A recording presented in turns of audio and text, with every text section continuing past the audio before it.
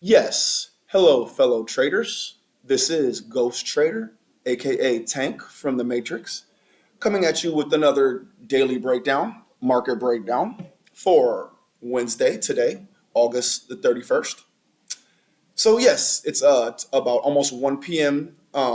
Pacific time now here on the West Coast, which is about almost 4 p.m. Eastern time into the market. The market is about to close up soon. And I'll just go over with you. I did take one trade today. Actually, let me misspoke. I actually took two trades today.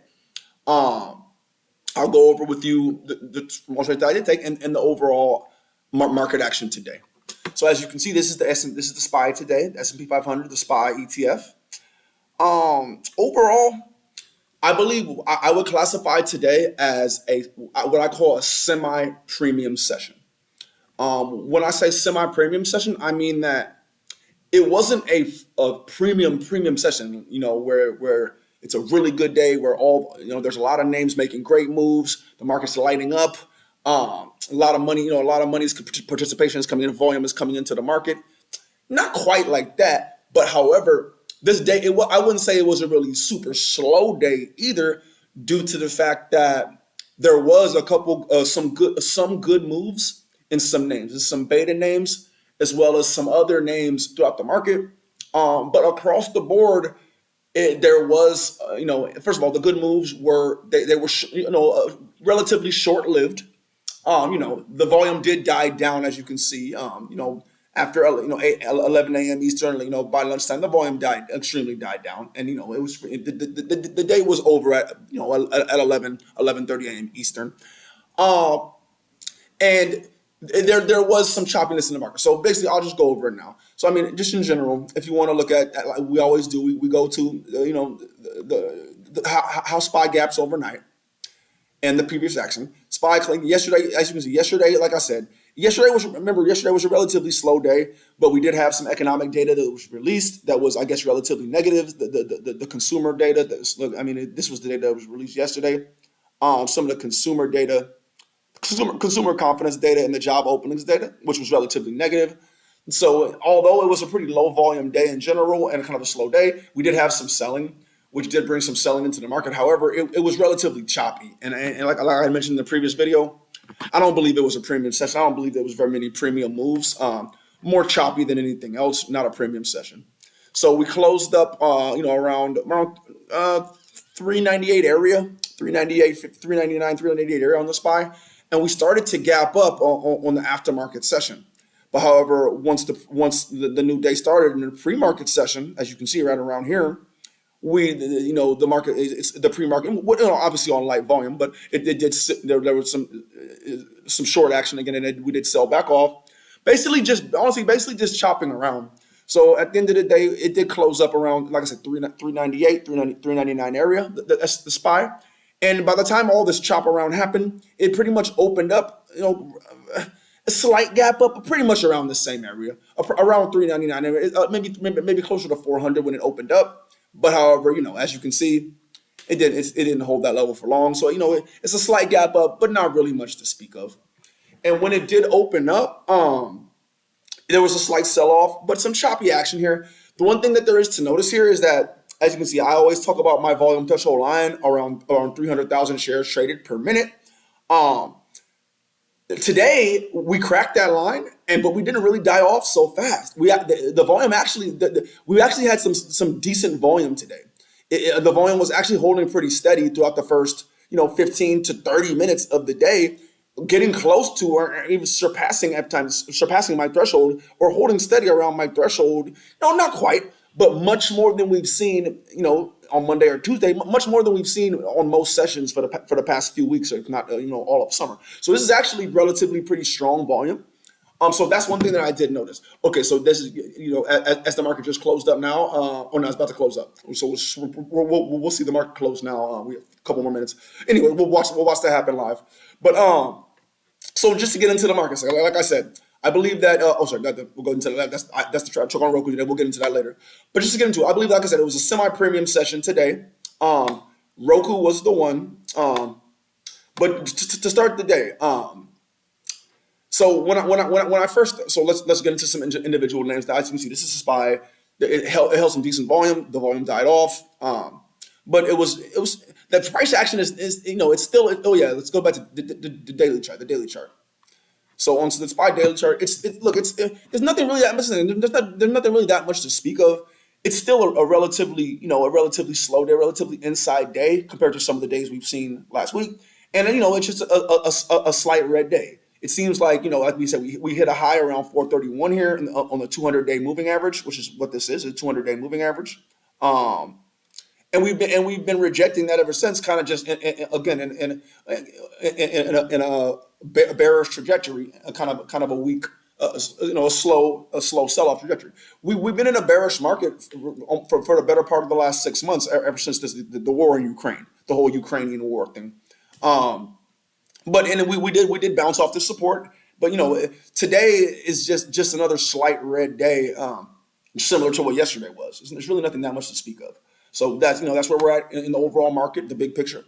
But to look at some individual names, what was I watching today? Today I was watching mainly Microsoft.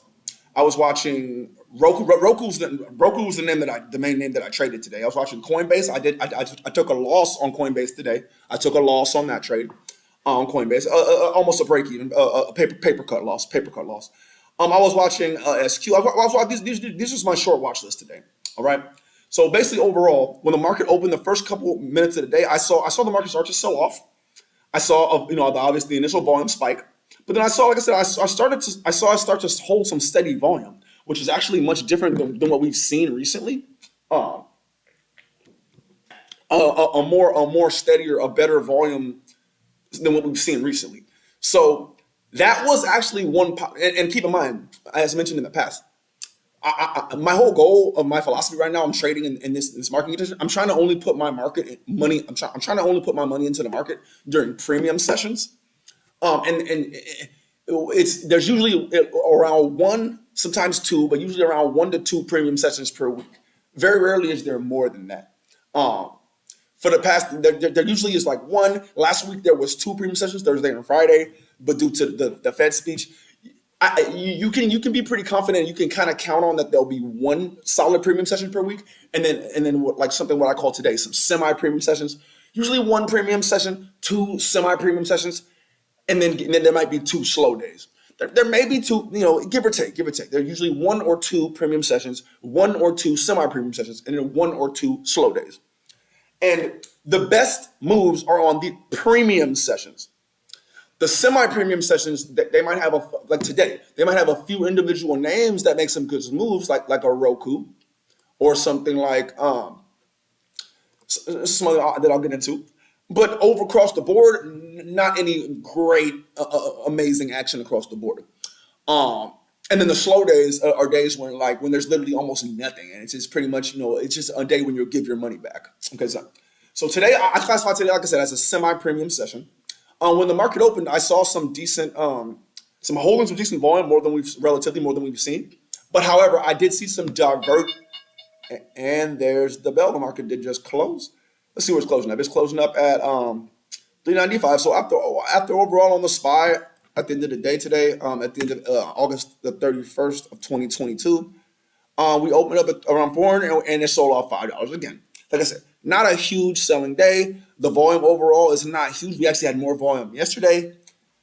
It's a semi-premium session with some good action, but overall not a huge day. Not a huge day. And it might sell off more after market, but I don't believe it's not going to do nothing drastic. So overall, when the market did open this morning, I saw the decent volume, but however, I saw some divergence at the open. So again, if it's a premium session, at least when it comes to the beta names, you're going to see the ETF. You're going to see the ETFs, the SPY, the Qs. You're going to see them. It might do a little choppiness at first, but once it picks a direction, once it goes long or short, it's gonna go. It's gonna go. Like I mentioned last time. It won't be no mystery. They'll light it up like a Christmas tree. I mean, it'll go. It won't just chop around like this. It won't just chop around. And yes, it's sold off, but $5 on the day and chopping around, that's not premium. That's not, I mean, semi maybe, but not premium. A premium day will be more like I said, like we had on Friday, where it just go bam and it just goes to the short side, bam and it just go. Everything went, all the beta names.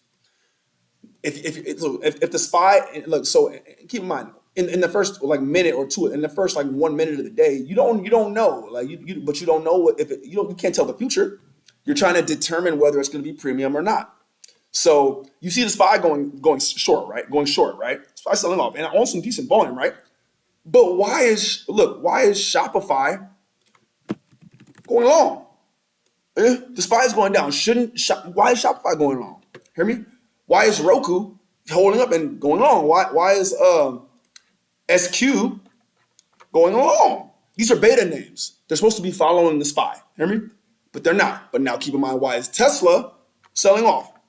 Tesla was selling off. What's following the SPY? Tesla sold off.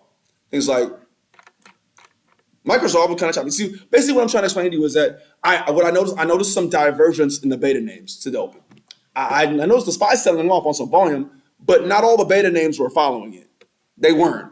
Shopify was going to see, and plus overall, most of the beta names, like for instance, let's just look at Microsoft. Most of the beta names were already oversold because of the red day on Friday, another red day on Monday. They had been selling for the last 3 days. So yeah, I see the SPY going down, but am I really going to try to look for setups to the short side, knowing that most of things are already oversold? I was actually looking for more setups to the long side. Hence why I traded Roku to the long side today.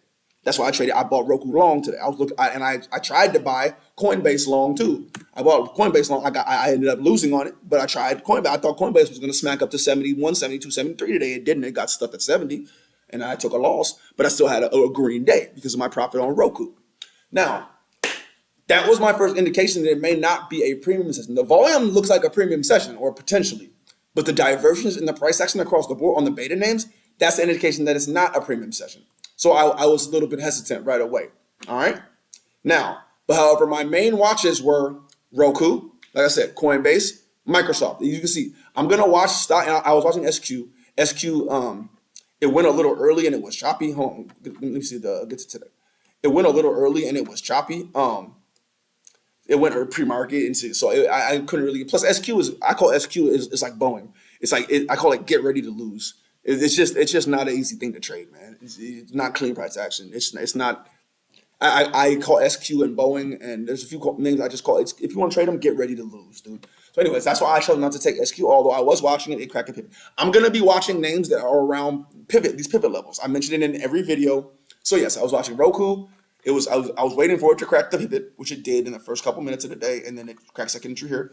I was watching Coinbase, which this was a pivot. I'll just make this green now so you can blue now so you can see it more clearly. This was the pivot level here. Anyways, so yes, I was noticing early on that there is some volume, but however, the divergence that I saw in the beta names was telling me that it may not be a premium session. However, my main watch was one of my main watches was Roku. I was waiting for Microsoft. I thought Microsoft might crack over this level. It did. It never did. I was hoping that AMD would crack below this level. It never did until well after the first hour of the day, to where at that point it was too late. Basically, but I was also watching Roku and Coin as well. And Roku was the first one that cracked today. So basically, and Roku was a trade that I took. Because of the fact I didn't know if it was going to be a premium session, but let's just look at Roku. I believe that this pivot level on Roku was a pretty solid pivot level. It had been rejected once here on Monday on Tuesday, once here on Monday, once here on Tuesday, and it's been rejected. So I felt like, and plus overall it was already pretty oversold. In general, it's been selling really, since mid-August, and it hasn't really bounced at all. You know what I mean? I feel like it was due for a bounce, and if we could get in around this pivot level to the crack, this is a good setup here. If we can go along here, you see what I'm saying? The pivot level is established. It tested once, rejected, and it's not overbought. Like, you don't want to be buying it, but it's not overbought. It's actually oversold, so it's due for a bounce. This is a poised setup. This is a poised setup. However, it's not a perfect setup because there was some supply zones up here. There was some resistance up here before, like above the pivot, there was the 10 daily moving average, which I do use as an indicator. There was the 10 EMA, the 10 exponential moving average, which I do use as an indicator as well. And this was the second entry level. It didn't have these two moving averages were getting in the way of the bigger move. So it wasn't 100% clean, but still it was a good setup. I'm not gonna let that get in the way of me at least giving it a shot when it cracks in the first few minutes of the day on pretty decent volume. It's biased at pretty decent volume. However, but basically what I'm trying to tell you is I didn't take this with full size. I didn't take it with full size. I took this with like half size due to the chart wasn't clean. All right, the chart wasn't clean. As you can see, the chart wasn't clean.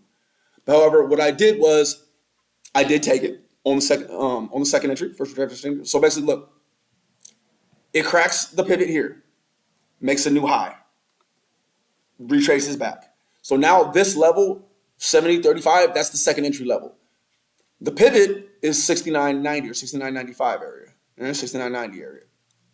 The second entry now is about 70.30 area. Once it's testing, we needed to come back and break this 70.30 area again, and that is an entry trigger. You can enter there with your risk below this area, 69.90.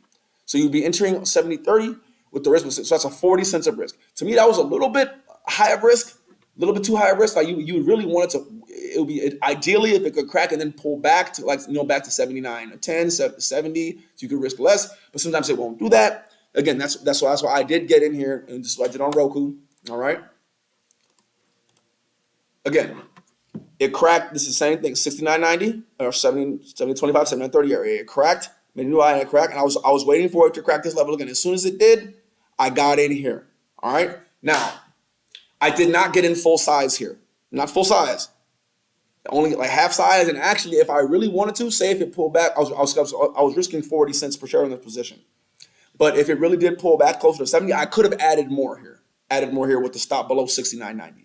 But like again, I've seen this happen before. Sometimes it never does. Sometimes you can't get. I don't think you could get in full size here. But however, even with that being said, sometimes if you don't get it, this is the only place you get it. You could have gotten in here with the risk. It's just there's different ways of playing it. But yes, I got in here, risking 40 cents. I was able to get out at 71 with a 60 cent gain in position. I was, more than that actually. I was in more like 70 position. And then another one at 71, about 72 or 71.50 area, and then another one at 72.